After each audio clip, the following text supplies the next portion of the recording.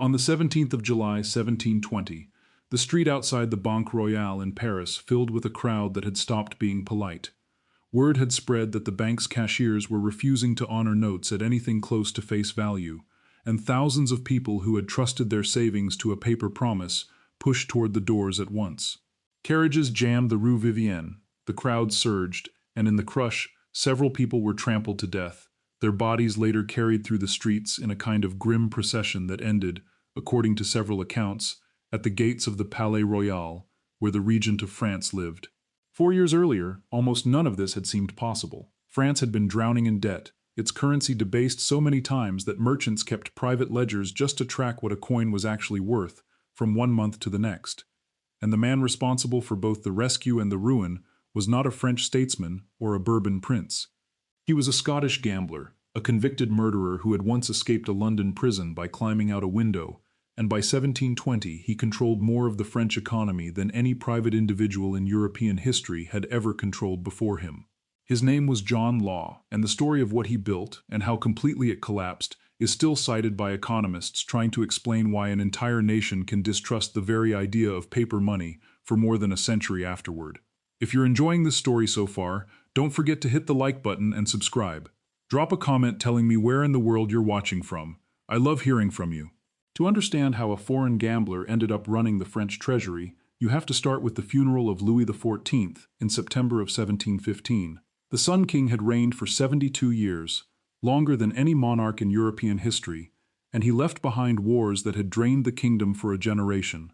The War of the Spanish Succession alone had cost France enormous sums it never had, and by the time Louis died, the crown's debt stood at somewhere close to 3 billion livres, against annual revenue that barely cleared 150 million. Interest payments alone consumed most of what came in. Tax collection had been farmed out for decades to private financiers who paid the crown a lump sum up front and then squeezed the countryside to recoup their investment plus a healthy margin, a system that enriched a small class of tax farmers while leaving the treasury permanently short.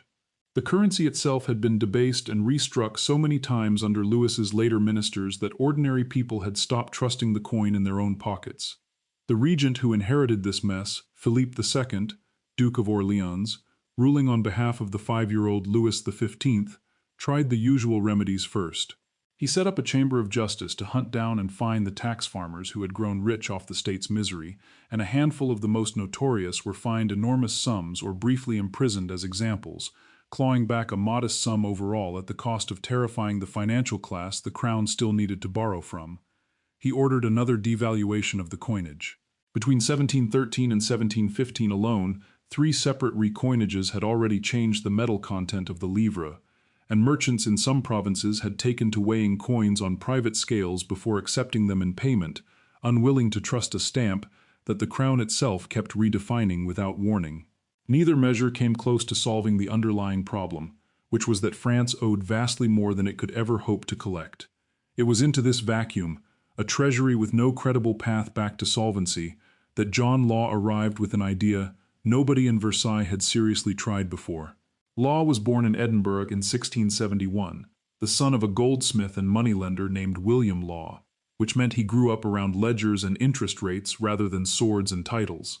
He inherited the family estate as a teenager after his father's death, and by his early 20s he had developed a reputation in London for 2 things: extraordinary skill at cards and dice, and an equally rare gift for seducing other men's wives. In April of 1694, that second habit caught up with him. A dandy named Edward Wilson, known around London as Beau Wilson for his expensive clothes and mysterious income, quarreled with Law over a woman, and the 2 men fought a duel in Bloomsbury Square. Law killed him with a single thrust. He was arrested, tried, and sentenced to death for murder, a sentence later commuted to a fine after the victim's family argued the fight had been fair. The Crown's law officers weren't satisfied and moved to reopen the case as murder rather than manslaughter, and rather than wait to find out how that would end, Law escaped from the King's Bench prison, reportedly by climbing through a window while his jailer was distracted, and fled to the continent with a price on his head.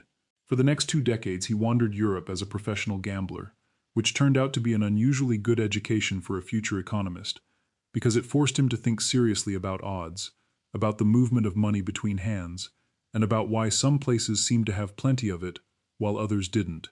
Around 1707, he made a quiet attempt to return to Scotland and petition for a royal pardon for the killing of Wilson, hoping enough time had passed for the matter to be forgotten. It hadn't, and the petition went nowhere, so he went back to the continent and kept moving. He pitched versions of a state bank to the rulers of Genoa and to the court in Turin, and both turned him down. He spent long stretches in Amsterdam studying the workings of the Bank of Amsterdam, one of the most sophisticated financial institutions in Europe at the time, watching how paper credit could move faster and more efficiently than physical coin, and how a well-run bank could expand the money available for trade without needing new gold to back every note. In 1705, he published a book called Money and Trade Considered, laying out an argument that would define the rest of his life. That a nation's wealth was not fixed by how much gold and silver it happened to possess, but could be expanded through the intelligent use of paper credit tied to land and future production. He pitched a version of this idea, a land bank issuing notes backed by Scotland's landed wealth, to the Scottish Parliament, and they turned him down too. France, drowning in debt and desperate enough to consider almost anything, would not be so quick to say no. Law arrived in Paris with a proposal tailored precisely to the regent's predicament. In May of 1716, the Crown authorized him to establish a private institution called the Banque Générale, capitalized at 6 million livres, a large share of it paid not in coin but in government paper, the discounted billet d'état that the state had issued to creditors and that traded on the street for a fraction of their face value. The bank issued its own notes payable to the bearer, redeemable in the specific weight and fineness of coin stated on the note at the moment it was printed, which mattered enormously in a country where the crown had a habit of devaluing its own currency behind closed doors without telling anyone. A Banque Générale note, in other words, carried a promise the king's own coin didn't. Nobody could secretly shrink it. The regent lent the venture his personal credibility by subscribing to shares himself, and by granting the bank the right to discount commercial bills of exchange, a service no institution in France had reliably offered before. Merchants noticed. Within a year, the bank's notes were trading at a premium over metal currency in some transactions, a sharp reversal for a country that had spent a generation losing faith in paper. In April of 1717, the Regent's Council issued a decree ordering that the notes be accepted for the payment of taxes, a decision that gave Law's paper the full weight of state backing without technically making the bank a state institution. Tax collectors across France began accepting Banque Générale notes as readily as coin. Provincial merchants who had spent years discounting government paper by a third or more started accepting Law's notes at close to face value. The bank succeeded, in its first 2 years, at something no previous French financial scheme had managed. It made ordinary people believe a piece of paper could genuinely stand in for gold. That success convinced Law he was ready for something much larger, and it convinced the regent to hand him more rope than any private financier had ever been given in the history of the French monarchy. In August of 1717, Law launched the second piece of his design, a trading company called the Compagnie d'Occident, granted a 25-year monopoly on commerce with French Louisiana, a territory that stretched, at least on paper, from the Gulf of Mexico up through the middle of the North American continent. The company's charter obligated it to bring settlers to the colony, and Law's agents set about recruiting them with a mixture of promotion and outright coercion. Pamphlets described Louisiana as a land laced with gold and silver, a New World paradise waiting to be harvested. When voluntary recruitment fell short, French authorities began rounding up beggars, vagrants, and petty criminals from the streets of Paris, some dragged from their homes by mounted police, and shipping them to the port of New Orleans, a town founded in 1718 and named, not coincidentally, after the regent himself. German and Swiss settlers were recruited in larger, more legitimate numbers and sent across as well, though conditions on the crossing and after arrival were brutal enough that a large share of those who left France never lived to see a harvest in Louisiana. The forced recruitment sparked open riots outside the Hôpital Général in Paris, where families who had been swept up alongside genuine vagrants tried to fight their way free before the wagons left for the coast. Roughly 7,000 settlers were sent to Louisiana under the company's charter between 1717 and 1720, and that same charter also gave the company the right, exercised beginning in 1719, to transport enslaved people from West Africa to the colony, a part of the company's business that rarely appears in the popular retelling of the bubble, but that historians of Louisiana treat as central to what the Compagnie des Indes actually was on the ground. The actual colony bore almost no resemblance to the pamphlets. Louisiana in 1717 had no gold mines, no established plantations, and barely any infrastructure to support the thousands of people Law's company was funneling toward it. None of that mattered yet to investors in Paris, because shares in the Compagnie d'Occident were priced less on what Louisiana already produced than on what it might someday produce, and on the growing sense that the man behind the venture had already proven, with his bank, that he could make paper behave like gold. In 1719, Law consolidated his position further, merging the Compagnie d'Occident with the Senegal Company, the French East India Company, and the China Company into a single enormous entity renamed the Compagnie des Indes, holding trading rights across most of the French colonial world at once. He then acquired the Crown's tobacco monopoly and the right to mint the nation's coinage. By the end of 1719, Law's company controlled almost every lever of French commerce that wasn't nailed directly to the throne, and the throne itself was renting its money supply from him. What happened next in the streets of Paris has become one of the most studied speculative frenzies in financial history. Shares in the Compagnie des Indes, originally issued around 500 livres apiece, began climbing through 1719 as Law arranged for the company to absorb the government's entire outstanding debt in exchange for new stock, effectively letting bondholders trade their government paper for a piece of what looked like an unstoppable colonial monopoly. Trading in the shares centered on a narrow street called the Rue Quincampoix, which became so crowded with buyers, sellers, and onlookers that the city closed it to carriage traffic and posted guards at either end just to manage the crowd. Fortunes appeared overnight. A footman was said to have made enough in a single afternoon to retire from service entirely. A hunchbacked man, according to the story later told about him, rented out the use of his own back as a writing desk to traders too impatient to find a table, and made more from that arrangement than most merchants made in a year. Whether every detail of that particular anecdote survived the retelling intact is impossible to say, but the broader picture it captures is accurate. The word millionaire entered common French usage during this period, coined to describe the sudden new class of people whose paper fortunes had crossed 7 figures without any of them having produced, mined, or shipped anything at all. By the final months of 1719, shares that had started at 500 livres were changing hands for close to 10,000, and some reports from the period put the peak, reached in the opening weeks of 1720, closer to 15,000.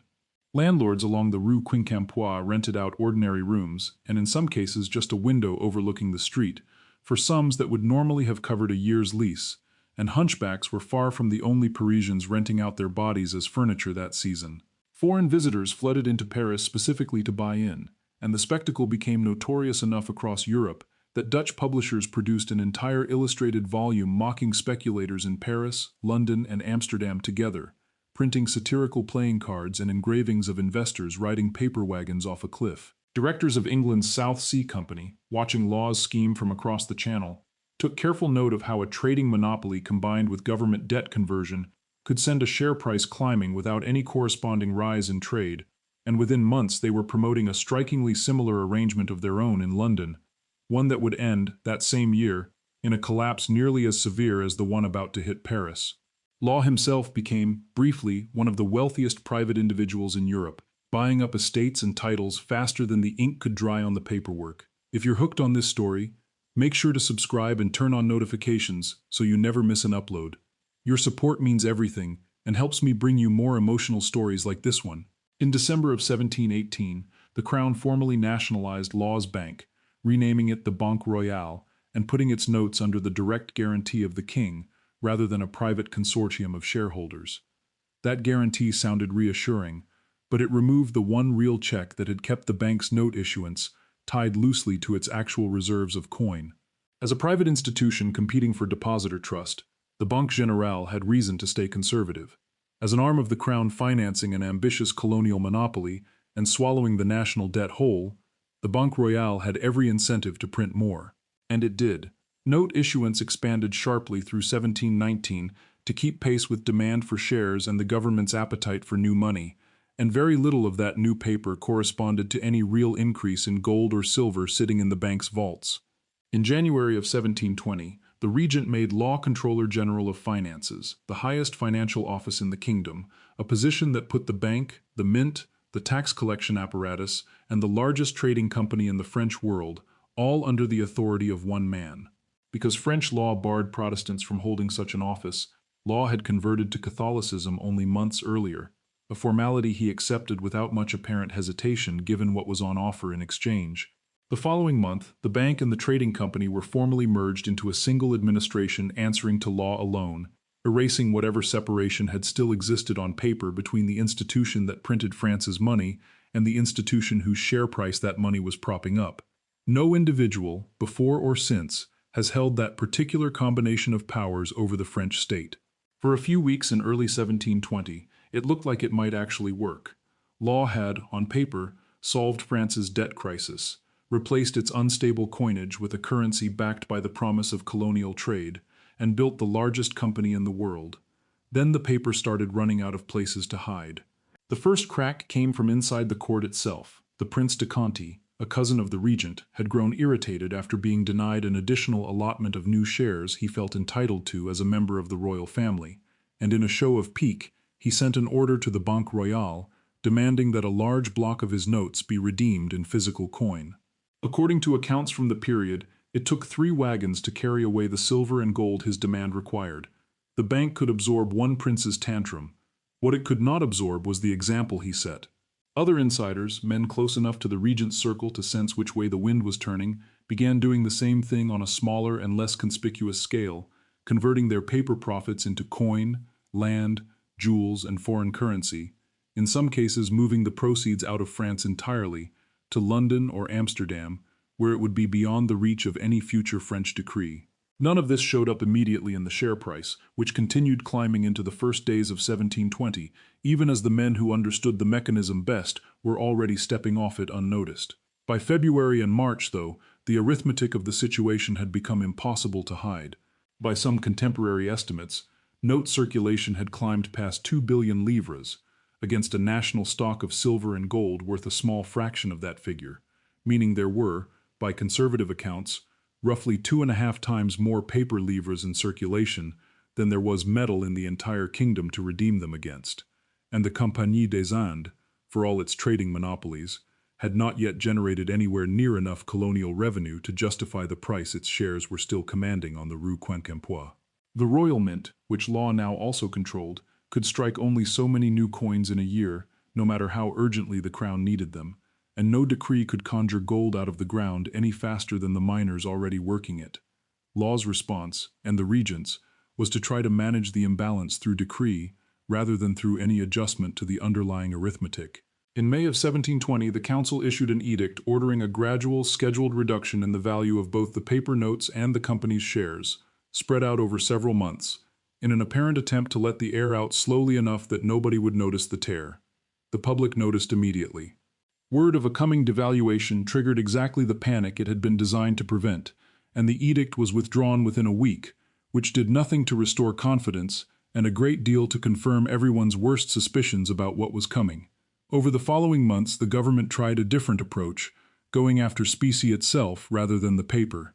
A series of edicts restricted how much gold and silver coin a private individual was legally allowed to hold, then extended the restriction to jewelry, plate, and other worked precious metal, requiring subjects to turn in anything above the permitted amount in exchange for paper notes or bank credit. Searches were authorized. Informants were promised a share of anything they helped the crown recover from hoarders. None of it worked the way it was supposed to. People who had gold buried it deeper, smuggled it across borders, sewn into clothing and hidden inside furniture, or simply refused outright, and the harder the government pushed, the more visibly it confirmed that the paper currency it wanted everyone to trust exclusively was not, in fact, trustworthy. By June of 1720, the Compagnie des Indes share price, which had touched somewhere near 15,000 livres at its peak only months earlier, had fallen by more than half, and the bank's daily line of people demanding redemption in coin had grown long enough that some depositors reportedly waited outside the building for 2 or 3 days at a stretch, sleeping in the street to hold their place. The breaking point came on the 17th of July, 1720, the same crush described at the start of this story. Crowds pushing toward the doors of the Banque Royale on the Rue Vivienne grew so dense that people were pressed against walls and gates hard enough to suffocate, and several accounts from the period put the number of dead that day at around 15. some crushed against the bank's iron railings, others trampled outright. A group of mourners reportedly carried the bodies of a few victims through the streets and left them at the gates of the Palais Royal in protest, a direct accusation aimed at the regent himself. Law's own carriage was attacked by an angry crowd not long afterward, the windows smashed while he was still inside it, and he escaped serious injury only because his guards forced a path through. He was removed from his post as Controller General within weeks, though he was permitted, for a time, to remain in France as the government scrambled to figure out how to unwind a debt for equity scheme that had already consumed most of the nation's monetary base. What followed was a long, grinding process of arbitrarily reducing the value of the paper still in circulation, a series of further edicts collectively remembered as the Visa, which required every remaining holder of notes and shares to declare them to royal commissioners, who then fixed a new official value for each declaration, retroactively slashing the recognized worth of that paper, in some cases to a small fraction of its printed value. Tens of thousands of ordinary note holders who had converted their savings late or who had no connections inside the regent's circle to warn them when to get out, watched their paper wealth reduced to almost nothing over the following year.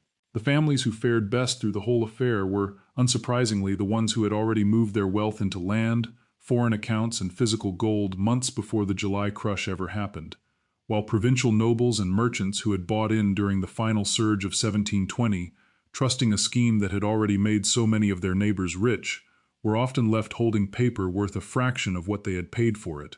Some sold family land to buy shares near the top of the market, on the assumption that a fortune built on paper was now safer than one built on soil, and spent the rest of their lives explaining to their children why the inheritance they had once expected no longer existed. Law himself left France in December of 1720, traveling first to Brussels and then drifting across Europe for the remaining 9 years of his life. The French crown confiscated the vast estates and titles he had accumulated at the height of his power, leaving him with almost nothing beyond the gambling skill he had walked into Paris with 2 decades earlier. He tried, without success, to interest other governments in versions of his monetary theories, offering variations of the same basic proposal he had once brought to Paris, and finding no ruler willing to gamble a second time on an idea now inseparable from the word disaster. He spent his final years moving between Venice, Copenhagen, and London, supporting himself largely by returning to the card tables that had defined his youth. He died in Venice in 1729, officially of pneumonia, buried in a small church there under a Latin epitaph that, according to at least one account, described him as a Scotsman without equal, a mathematician of the first rank, who had turned paper into gold through an art that was, for a time, magical before it collapsed. Whether the actual inscription was quite that pointed, or whether later chroniclers embellished it to fit the story, is difficult to verify at this distance, but the sentiment behind it matches how his contemporaries understood what had happened to them. He died with almost nothing to his name, in a country that was not his own, having spent the previous decade watching from a distance while the nation he had briefly run tried to decide who to blame. The consequences outlasted law by more than a century. France emerged from what contemporaries came to call the system, with a debt burden that was smaller in nominal terms, since so much of it had been converted into now worthless company shares, but with something far more expensive lost in the process, a working credit system. The word banque became something close to an insult in polite French conversation for a generation. The Compagnie des Indes itself survived law's fall by decades, stripped of its banking privileges and its control over the mint, but still trading in the colonial goods it had always actually shipped, before the crown finally dissolved what remained of it in 1769. Successive French governments through the rest of the 18th century avoided anything resembling a national bank or a paper currency backed by state promise, preferring more traditional, more limited forms of borrowing that left the crown chronically short of the kind of flexible credit a country the size of France actually needed to finance its ambitions. Historians studying the run-up to the French Revolution in 1789 have long pointed to this gap as one contributing factor in the fiscal paralysis that gripped the monarchy in its final decades. A state with plenty of wealth in the country at large, but no functioning mechanism for the crown to reliably borrow against it, in part because the one serious attempt to build such a mechanism had ended in wagons of silver, bodies outside a bank, and a fugitive Scotsman dying broke in Venice. England went through its own speculative collapse that same year, the South Sea Bubble of 1720, and suffered real financial damage and real political fallout from it.